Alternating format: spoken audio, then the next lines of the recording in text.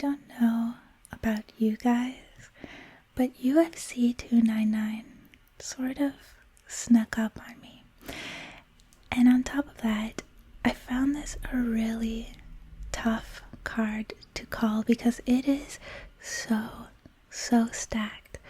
So these are all excuses that I'm making because I genuinely don't think, or I'm not confident that I will match my 4 correct predictions from last video. Also, yes, I'm absolutely prefacing this by saying I had 4 out of 5 right last time because, again, I don't think that's happening today.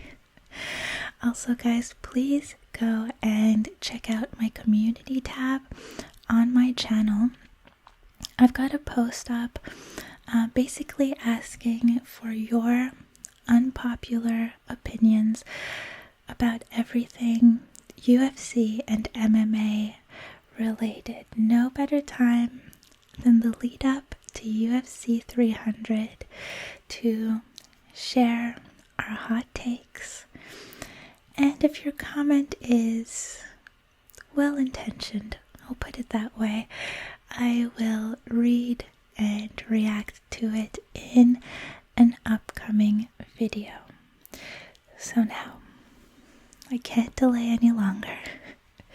Here are my UFC 299 predictions, starting with Petr Yan and Yadong at bantamweight. Is it just me, or does it feel like they're trying to feed the Kung Fu Kid to Yan to get him back in the win column? And that's not being disrespectful to Song. I just think it's a very important moment. It's a very important fight. It's kind of do or die for Yan. He's had 3 fights in the last 2 years. Split decision loss to the former champ. Split decision loss to the current champ. And a unanimous decision loss to, well, based on all the angry comments in my last predictions video, a decision loss to a future champ. Although, I guess to be fair, like, who else would Yan be matched up with? It's not time for a Sandhagen rematch. Cheeto is busy that night. Cejudo just fought, so I guess Song is up next. Like, it makes sense. And like I said, it's no disrespect to Song. He is a beast. He comes out really strong. He's got the endurance. I love watching him fight. So, see, the problem is my heart is saying Song, and my mind, my brain is saying Yan. And I think I'm gonna do the unwise thing and go with my heart and pick Song. I think by the finest of margins, a decision win for Song Yadong. Am I already regretting that decision? Yeah, a little bit.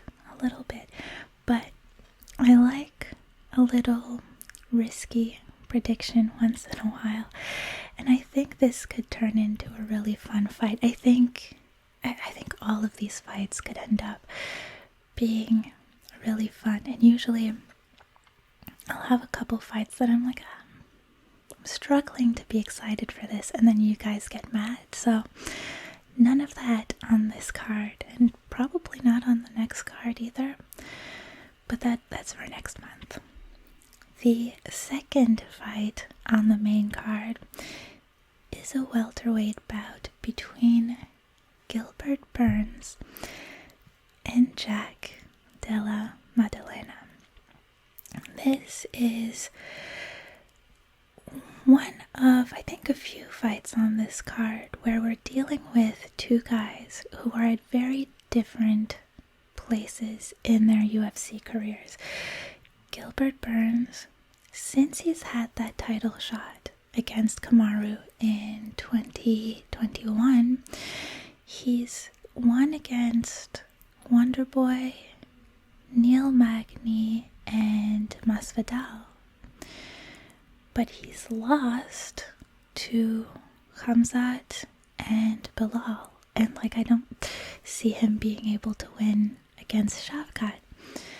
So it sort of feels like he's reached a very clear-cut ceiling in the division where there's a certain level of fighter, and I'm talking current form, post-pandemic, nothing against the fighters that he has beaten recently, because it's not an insult to them. I mean, Wonderboy, Neil Magny, Masvidal, all fantastic fighters in their own right and in their own time, but it feels like there's a level that you have to be at to be a modern welterweight contender. Again, I'm talking Khamzat, I'm talking Bilal, I'm talking Shavkat, and it doesn't feel like Gilbert Burns is there. And I don't know if I want to say is there anymore or is there right now, because he could still maybe train up. I forget how old he is. But regardless, Della Maddalena is a guy on the rise. Came up through the Contender Series. He's had 7 fights in the UFC. He's undefeated in those 7 fights. Super active, by the way. I think he basically fought those 7 fights in 2 years. He went on a knockout streak for a while, and his latest fight was against Kevin Holland. Maybe a slightly controversial win. It was a split decision, really close to call. And in fact, he's coming off of back-to-back split decisions, which is something to keep in mind. His form, I don't know that it's necessarily his form has taken a dip, but he's definitely gone up against harder opponents more recently, which is normal. And we've seen that reflected in the results and in the method that he wins his fights. But I'm really torn on this one. I think on paper, Della Maddalena is the winner, but in practice, he's a very prudent fighter. He let Holland set the pace. He let Holland have room. And again, the more you climb these ranks, the more aggressive you have to be, the more, in a way, the more risks you have to take. So the big question for me is, has he worked on this in this camp? Has this been addressed? Gilbert may well try to take him down, control him on the ground, and I very well could see a decision going Burns' way in that respect. But I'll work with the assumption that Della Maddalena will have prepared for that. He's got good ground defense anyway. It's all about how long he'll spend on the ground, potentially on his back, giving points to Burns. But if he can avoid wasting too much time grappling, not burn too much energy trying to get up, he could knock out Burns in the first round. I'll say second round. Second round KO for Della Maddalena. And if you guys have been watching my other predictions videos, I realize I tend to lean towards the hungrier fighter, the one who has more to prove at this point. This is such a mind game, such a psychological game. And if Della Maddalena is well prepared, he can win this. There's a lot on the line for the two guys, but again, with where they are in their career, they're after such different things. Like a win represents completely different things for both of them. So another really interesting round. I just hope Della Maddalena can keep it on the feet. The third fight of the main card is Kevin Holland versus Michael Page, MVP, at welterweight. First of all, can you imagine making your UFC debut at 36 years old on a pay-per-view? Nothing but respect for Page. I can't wait to see this fight. That being said, I don't have a lot to say about this fight, I guess analytically, because admittedly I'm not up on Bellator, but I do have to make a pick today. And I don't know, maybe to spice things up a little bit, I go with Michael Page. From what I have seen of him, he's going to have to be careful, because I think he's going to want to put on a show. Do something fun, make a big splash in the UFC, which is great as a viewer. I'm not complaining. But he can't get caught doing something silly at the wrong time. As a matter of fact, from the little that I do know about Michael Page, I know that a very similar thing happened to him in Bellator. When I say similar thing, I realize I was thinking like an Anderson Silva, Chris Weidman moment, but I didn't say it. So what I'm saying is, Michael Page had a similar thing to that happen in Bellator, I think in 2019, where he was sort of taunting his opponent and he got knocked out. I think it was early in the second round. Okay, you know what? I'm taking it back. I can't see it anymore. I think Holland will outstrike him, and if he can't put him away, then he'll win by decision. So that's the prediction I'm locking in.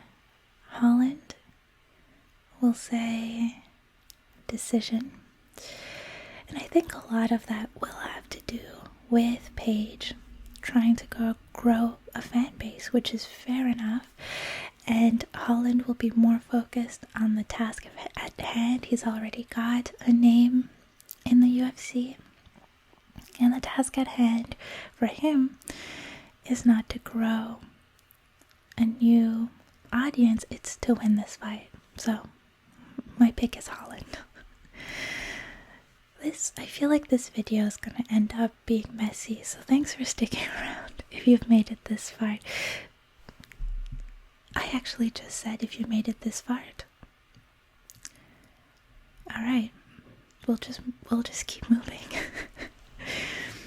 Now I'm wondering what else I've said in this video. Alright, a lightweight bout between Dustin Poirier and Benoit Saint-Denis. Again, I think this could be a really interesting matchup. Kudos to the matchmakers on this card. And obviously, Poirier is a lot more prolific in the UFC. So let me talk about God of War, Benoit Saint-Denis, real quick. Made his UFC debut in 2021, and that was a decision loss, but since then he has not let a fight go the distance, and he is a scary guy. Very well-rounded. He can keep up with Poirier on the feet, but also let's not forget that his early background is in judo. He's a black belt, so he will decide where this fight takes place. And there's really something to be said for someone like him who has a lifetime of martial arts training.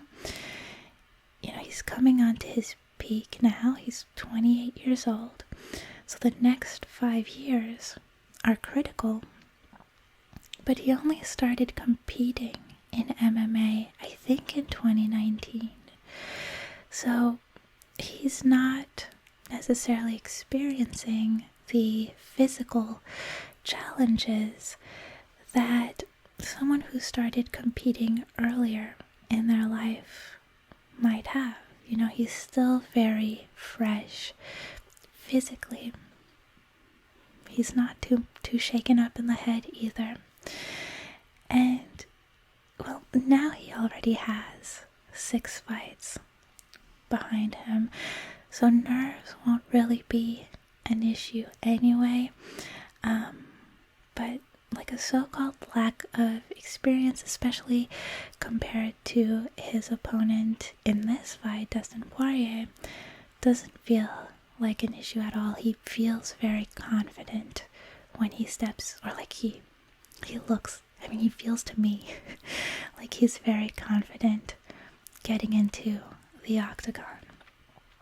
And again, none of this is to take away from Dustin. He's just a really exciting fighter right now. Poirier, on the other hand, he fought once last year. It was an early second round KO to Justin Gaethje, and that's important because when you're 35, 38, I think, professional fights on his resume, you can't go back too far to look at past form as an indicator of how you'll perform. Because unless you're like Clay Guida, your style is probably going to start changing in your mid to late 30s. And I just don't think that his patience and his fight IQ will be enough in this fight. We're seeing his output decreasing a little bit. We're seeing his defense get a little bit weaker. I don't see him getting through to Saint-Denis as much as he did Gaethje anyway. And it's the same thing I said with Volkanovski last month. We don't know. His jaw hasn't been tested since that last knockout. So let's get to the point. I'm picking Saint-Denis to win this one. And let's say first round KO. First round KO, Saint-Denis. And then the main event. Bantamweight championship bout between Sugar Sean O'Malley and Marlon Vera. Now these two met in 2020 on UFC 252. And I don't know about you guys, but it's just not the fight I wanted between these two. Obviously, Sean had that ankle injury, so we don't know how long the fight would have gone or could have gone. But regardless, it felt like an early stoppage to me. And now we've had to wait almost 4 years for a rematch, and in that time, both men have climbed up the ranks, and O'Malley is defending the title. And I don't know what the answer is for Cheeto here, because on the feet, standing up, I feel like Sean is the stronger fighter. He's still evolving. He's still growing as a fighter. He's got better accuracy, and I mean his output can be crazy. He's got better striking defense as well, and he hits so damn hard. I wouldn't be surprised if we saw Cheeto getting knocked out for the first time this weekend. On the ground, well, I don't necessarily expect him to try to take Sean down more than once or twice, unless he's hurt anyway. Look, ultimately, I think Sean is more dangerous in the early rounds. Marlon might be more of a threat in the later rounds, but I'm gonna have to give this one to Sean. And still, and see, this is the interesting thing. This is my third predictions video on this channel, and for the previous two, I predicted that the belt would change hands, and I was right. So hopefully I'm not putting an end to my streak here of at least getting all the title fights right. And let's see, just for fun, I'm gonna say that this one is going to decision. And that's the troubling thing. We haven't seen Sean get these longer fights that Cheeto has had, but I'm going to trust that his conditioning is up. I'm locking in Sean, and it is going to eat away at me until Saturday. Thankfully, we don't have that much longer to wait. But that's it, guys. Those are my UFC 299 predictions. Again, probably, definitely the least confident that I've been for a predictions video so far. I wonder which fan base I'll have upset this time. Poirier maybe, or maybe Jan. We'll find out soon enough. And hopefully I just don't have to burn this video come Sunday morning. I hope you guys enjoy the fights this weekend. Thanks for hanging out with me, and I'll see you in the next video.